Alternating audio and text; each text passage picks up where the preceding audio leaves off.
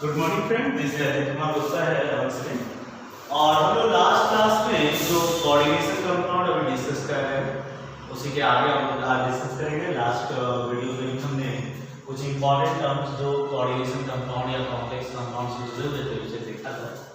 आज हम लोग और भी जो कंपाउंड से जुड़े हुए इंपॉर्टेंट टर्म्स हैं जो बाकी के हैं आज देखेंगे।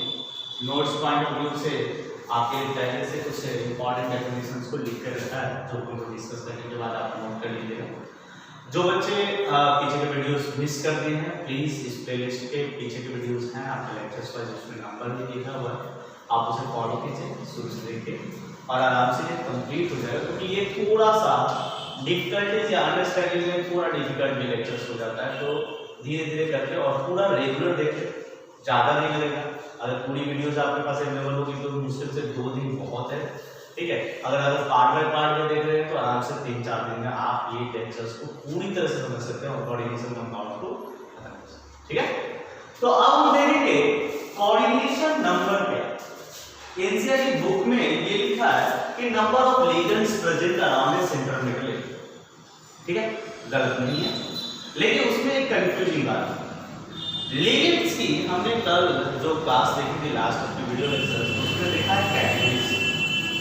कैटेगरीज का मतलब है कि लिगेंड हमारे पास मोनोडेंटेड भी है, डाइडेंटेड भी है, पॉलीडेंटेड भी है, एम्बीडेंटेड। क्या इन कैटेगरीज से कोई असर पड़ेगा कोऑर्डिनेशन में? तो सोचा जाए पहले ठीक आगे हम जिस कंपाउंड की बात कर रहे हैं वो कंपाउंड मेनली हमें क्या प्रोवाइड कर रहा है?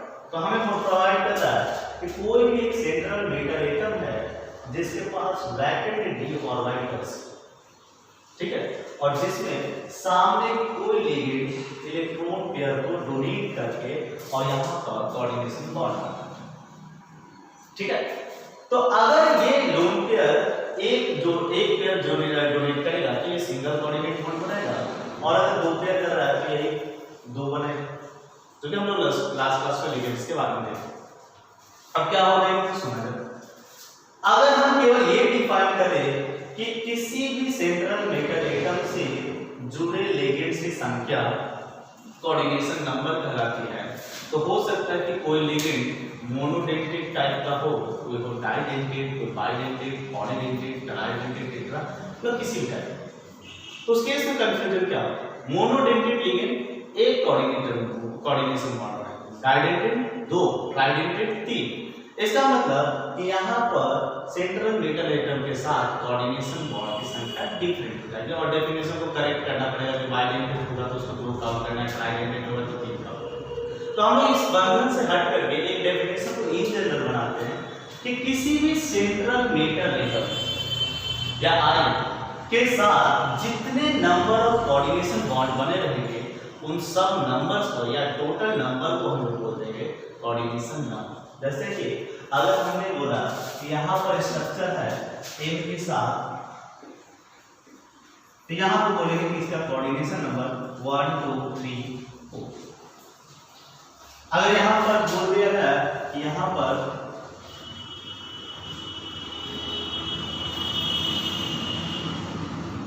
इस तरह से सिचुएशन है तो ये लिगेंड हमें बाइडेंटेड है, ये लिगेंड भी बाइडेंटेड है, तो हम इसे काउंट कुछ नहीं करेंगे, 1 बॉन्ड 2 बॉन्ड 3 4 5 और 6, और इस केस में लिख देंगे coordination number is equal to 6। तो कोऑर्डिनेशन नंबर के लिए कुछ कॉम्प्लेक्स चीजों को याद करने की जरूरत नहीं है, केवल ये देख लेना है कि सेंट्रल मेटल एटम के साथ कितने नंबर ऑफ कोऑर्डिनेट बॉन्ड बने हैं और उस कोऑर्डिनेट बॉन्ड की टोटल संख्या होगी वही कोऑर्डिनेशन नंबर है।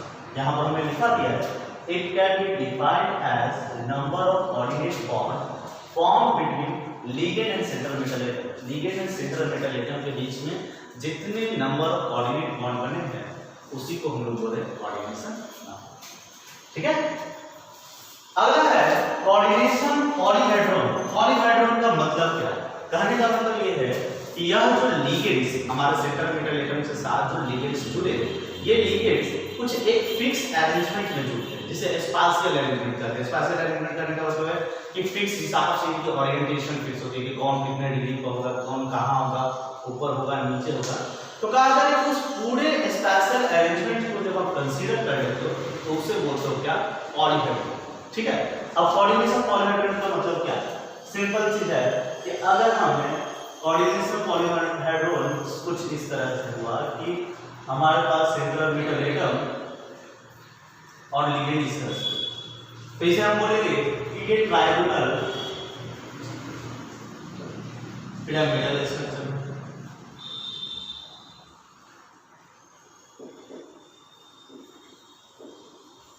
ठीक है, अगर हम बोल रहे हैं कि लिगेंड्स कुछ इस तरह से अरेंज्ड हैं तो हम बोलेंगे कि ये टेट्राहेड्रल स्ट्रक्चर में मेटल के साथ लिगेंड कुछ इस तरह से जुड़े हैं, जिसे कह सकते हैं कि ये स्क्वायर प्लेनर स्ट्रक्चर में। तो यह जो स्ट्रक्चर हुआ जिसमें हमने अभी एम से सेंट्रल मेटल को दिखाया है और एल से लिगेंड्स। अगर आप कंफ्यूज हो रहे हो गलती से तो एम से हमने यूज किया है मेटल को, सेंट्रल मेटल, ठीक है, और एल से लिगेंड्स को दिखाएंगे।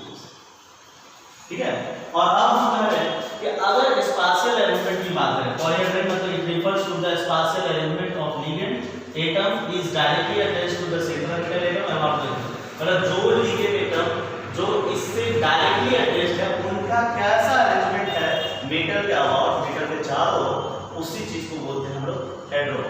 ठीक है, तो अभी देख रहे हो ये ट्राइगोनल प्लेनर्स में है, ये टेट्राहेड्रल में है, ये स्पाइरल में है। तो ये जो पूरा स्ट्रक्चर हुआ, ये अरेंजमेंट को लेकर के हुआ, इसे बोला जाएगा कोऑर्डिनेशन पॉलीहेड्रल।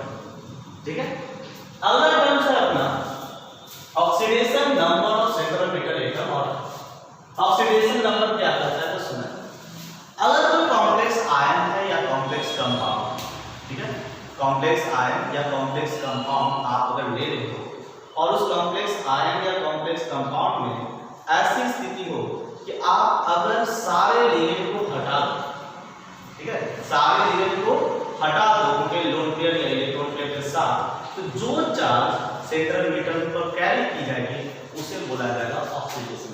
सपोज अगर हमारे पास एक कॉम्बिनेशन कंपाउंड है, ठीक है, शायद पीछे के कुछ एग्जांपल्स में मैंने यहाँ पर 4+ लिख दिया, तो मेरी मिस्टेक है, बट यूट्यूब में मैं वीडियोस को बार-बार एडिट कर नहीं सकता, बट शायद एक आध जगह मैंने ये 4+ लिख दिया तो आप उसे करेक्ट कर लीजिए। ठीक है, तो हम कह रहे हैं कि अगर ये कॉम्प्लेक्स आयन है तो ये सारे सेक्शन हटा देने के बाद जो चार्ज यहाँ पर कैरी की जाएगी उस चार्ज को बोला जाएगा ऑक्सीडेशन नंबर। देखो मान लिया जाए यहाँ पर हम मान लेते हैं कि वह चार्ज x क्या होगा, चार्ज लिगेंड जुड़े हुए Cn, तो Cn के ऊपर चार्ज होता है -1। शायद लास्ट क्लास आप लोग ने टेबल बनाया, ठीक है, साइन। ठीक है, अब अगर हम देखें तो यह x + 6 × -1 और टोटल चार्ज आ रहा है -4। तो हम कह सकते हैं कि अगर ये सारा कुछ हटा दिया जाए तो x पर इफेक्टिवली हमारा चार्ज आ रहा है +2, तो हम कह सकते हैं oxidation state of ferrous.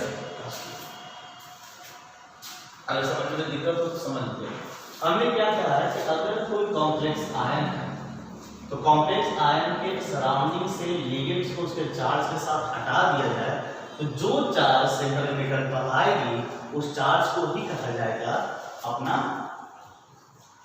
Oxidation. ठीक है, जैसे अगर आप एक और लिख रहे हो CO3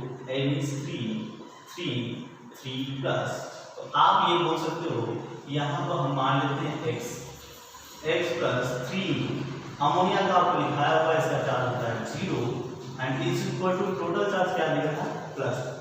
ऐसे हम लोग x = +3 और आप बोलोगे कि कोबाल्ट का ऑक्सीडेशन स्टेट +3। ठीक है, तो ऑक्सीडेशन स्टेट डेफिनेशन हमने वो लिख दिया है कि oxidation is number of central atom in complex is defined as the charge on it would carry if all the ligands are removed along with the electron pair that is shared with central metal। मतलब सारे electron pair जो central metal atom के साथ share किए गए थे उसके साथ लिगेंड को हटा दे तो जो चार्ज सेंट्रल मेटल पर अपीयर होगी उसे भी हम लोग बोलेंगे ऑक्सीडेशन। अगला है होमोलैक्टिक और हेटेरोलैक्टिक कॉम्प्लेक्स, लास्ट टेक्निकल पॉइंट जो ऑक्सीडेशन नंबर से जुड़ा हुआ है। होमोलैक्टिक, होमो वर्ड का मतलब होता है एक समान, हेटेरो का मतलब हुआ अलग। ठीक है, तो अगर कोई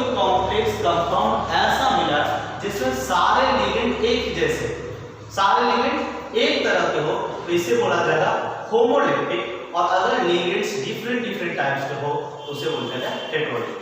जैसे अगर हमने अभी लिखा था FeCN6 4 माइनस, तो यहाँ पर देखो सारे के सारे लिगेंड्स CN है, तो ये बोल सकते हो आप ये होमोलिप्टिक, ठीक है। अभी दूसरा एग्जांपल भी हमने लिया था,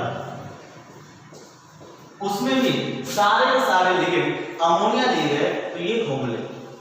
लेकिन हेटेरोलिप्टिक का मतलब क्या हुआ कि अगर लिगेंड्स हम कुछ दूसरा ले रहे हैं, लिगेंड्स हम ले रहे हैं क्या PTCN3 NH3 3 H2O2, ठीक है, मान लीजिए ऐसा कुछ ले रहे हैं, ठीक है। तो यहाँ पर लिगेंड्स देख रहे हैं, क्लोरीन है, अमोनिया है, वाटर है, तो यहाँ पर लिगेंड्स सब सेम नहीं है, इसीलिए इसे बोला जाता है हेटेरोलिप्टिक कंपाउंड, ठीक है। तो ये सारे टेक्निकल टर्म्स थे जो हमें कोऑर्डिनेशन कंपाउंड में बेसिक रूप से जानने हैं। इसके बाद हम लोग कोऑर्डिनेशन कंपाउंड के नॉमेनक्लेचर को देखेंगे, किस तरह से उनका नामांकन होता है, ठीक है। हाँ, ध्यान रखें अभी कुछ टेक्निकल टर्म में, छोटे टर्म्स में जो हम एक चीज को करेक्शन बता रहे थे कि पीछे के नोट्स में मैंने इसको कल चेक किया था, तो मैंने 4+ सारे का जगह लिखा है, तो उसे आप करेक्ट कर लें, ठीक है, जो भी गलती ना करें, 4- लिखें और उसके बाद आप चीज करें, ठीक है। तो coordination number, coordination coordinator, oxidation number, homoleptic और हेटेरोलिप्टिक, ठीक है। अगले वीडियोस में हम लोग नॉमेनक्लेचर और कॉम्प्लेक्स कंपाउंड को देखेंगे। थैंक्स।